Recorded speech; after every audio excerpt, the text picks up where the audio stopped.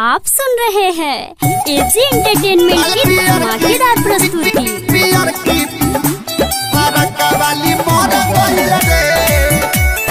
Music by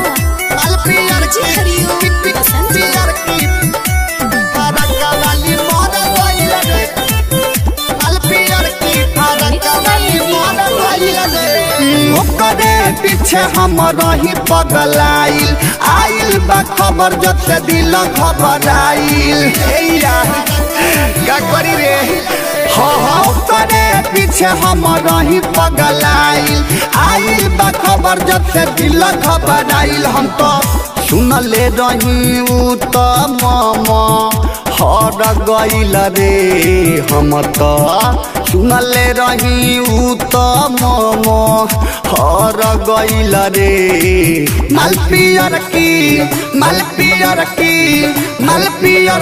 फरक वाली मर गइल रे मालपियर की फरक वाली मर गइल रे मालपियर की फरक वाली मर गइल रे।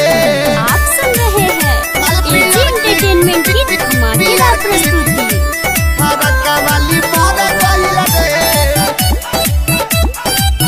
मालपियर की पियर की फरक वाली मर गइल रे मालपियर की फरक वाली मर गइल रे। सोचल रहनी हम जवान भइल न पूरा लेबो न कोई माजा रह गइल अधूरा की फरक वाली मर गइल रे।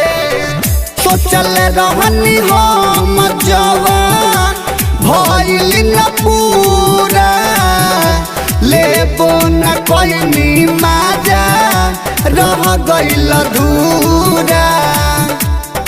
एगो चुमो न लेनी मन हर गइल रे एगो चुमो न लेनी मन हर गइल रे मालपियर की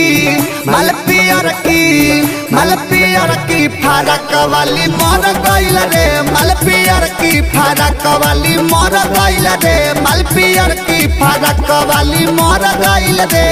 आप सुन रहे हैं एजी एंटरटेनमेंट की धमाकेदार प्रस्तुति। फरक वाली मर गइल रे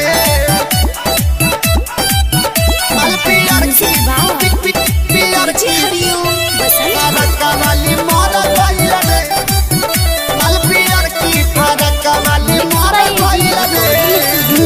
बेचन बिहारी के छोड़ गइल अकेला दिनेश भोजपुरिया पर गम में रहेला पियर की फरक वाली मर गइल रे।